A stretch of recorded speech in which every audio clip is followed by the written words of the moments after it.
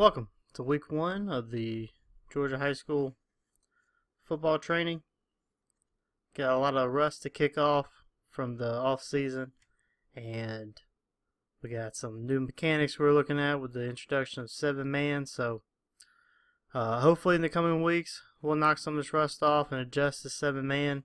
The ones the officials are going to run the crew of 7. So let's get started and look at some things. First one's going to be a punt play. We always say punt plays are the worst. Anytime you have a scrimmage kick, something weird is bound to happen. So if we look at this one, we're going to rule K-ball at the 1-yard line. Looks like we got a muff. And when we watch the tighter angle, I think we may have something a little bit different. Yeah, it looks like we actually gained possession at the... Yeah, there's no possession gain until it crosses the goal line. So remember, kick is a kick is a kick. We got a muff. No possession, crosses the goal line. At that point, you know, now we got touchback. So properly ruled, this should have been touchback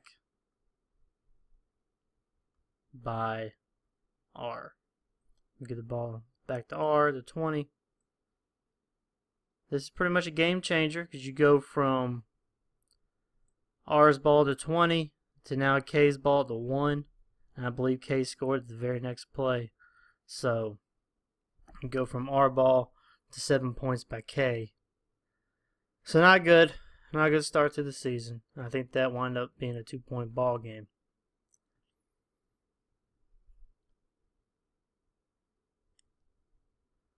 So we're going to look here. K is going to bat it at the 12 and then down it at the 2.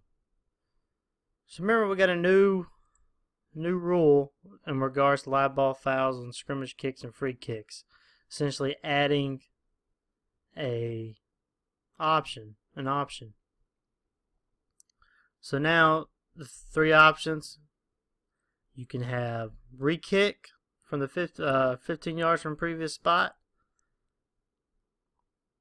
R can get the ball at the spot of first touching, which would be the 12. Or the new option would be R gets the ball 15 yards from where the dead ball spot. This is where we would enforce the illegal batting, which would be the 17. Chances are the coach is going to accept taking the ball at 17. So that's where we would probably wind up at. But we still would want to give them the option.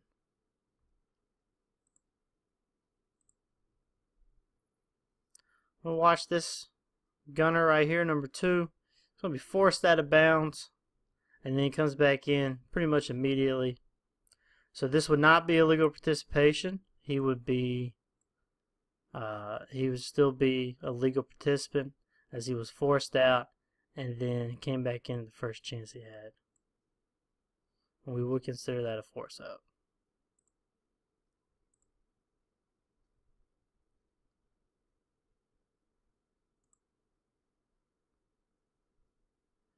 Here we're going to rule targeting, but I don't believe we have it.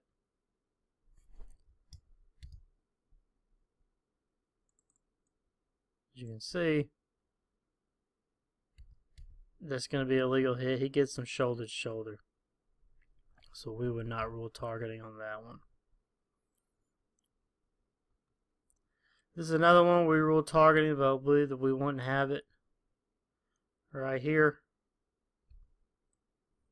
Targeting was ruled, but I don't think we have targeting. Looks like it gets him pretty much in the chest.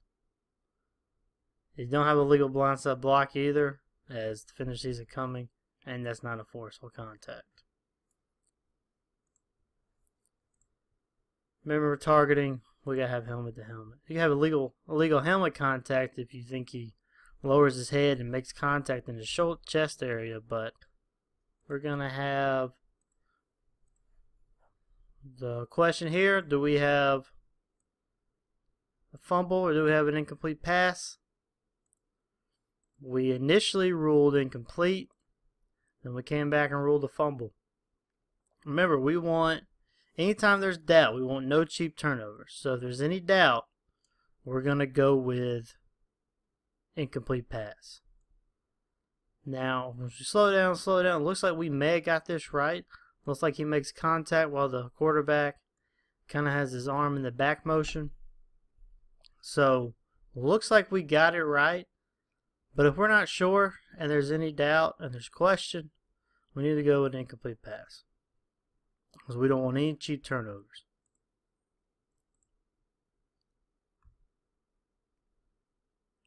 There's another one we're going to miss. Let's watch this receiver at the bottom. We're going to rule offensive pass interference, blocking downfield, and I think we probably missed this one. If you're gonna go blocking downfield, any kind of OPI, make sure you know for sure. It looks like they just kind of run into each other, so they both kind of initiate the contact.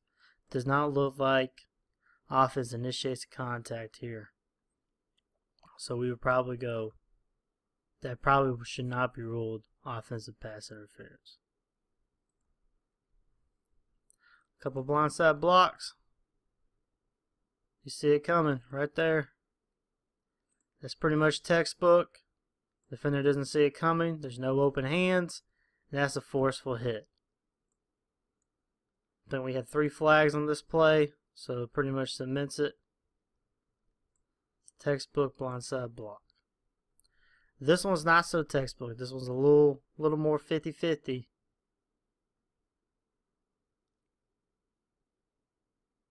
See it right there. Let's go to tighter angle.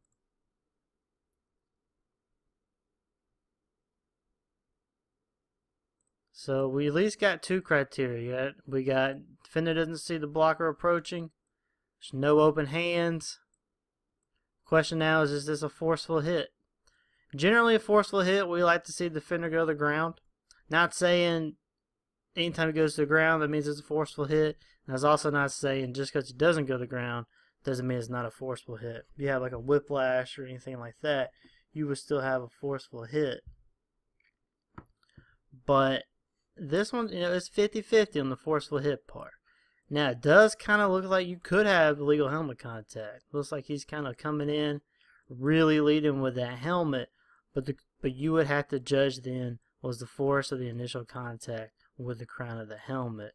It's hard to tell right there if it was with the helmet or the shoulder.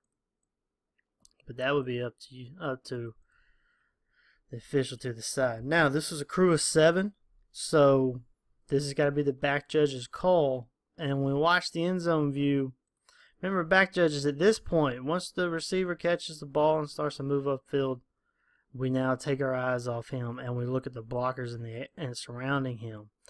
It looks like here the back judge stays with that runner when this hit occurs. So he does not see it. And he would actually have the best angle of that. You see right here,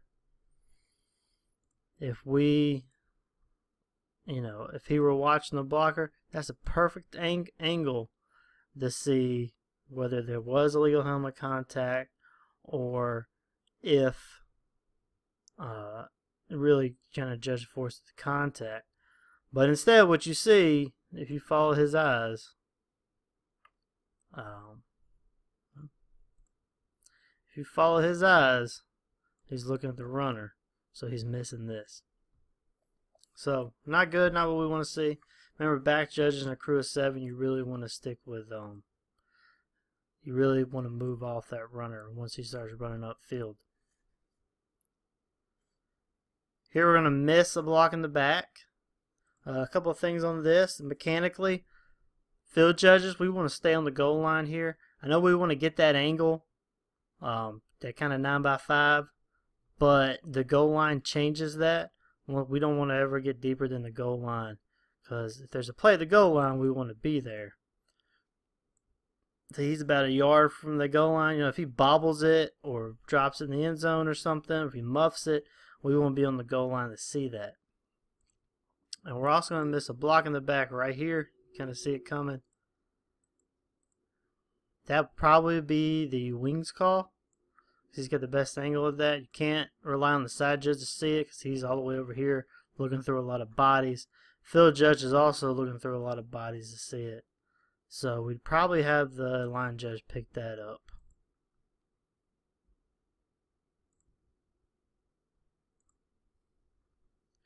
Next two, we have some missed block below the waist we call that aren't there.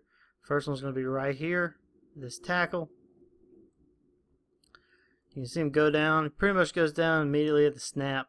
You have the defender head up on him, and that is pretty much immediately at the snap. When we talk about delays, we're looking for like a step back or step forward, something like that. It's really what we want to look for when we talk about the delay. This is pretty much at the snap. Ball snapped, he goes down. So that would be legal. So right here we want to look at this offensive guard. A couple of things on this one. First one, we have a whiff. Even though we talk about safety fouls, if there's no contact, you don't really have the basis for a safety foul. So this is just kind of a monster whiff. Another thing too is you have a quarterback under center, and when he goes down, you pretty much have the ball still in the free blocking zone. So this would not be a block below the waist either.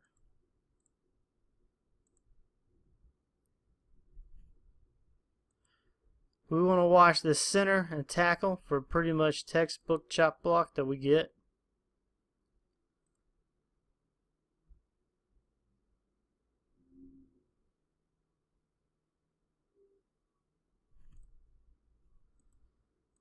You see center goes high, tackle goes below the knees. That is textbook chop block, safety foul, so we really want to make sure we pick that up. We flag it incorrectly, so good job on the crew there. We'll make sure we watch the snap on this punt.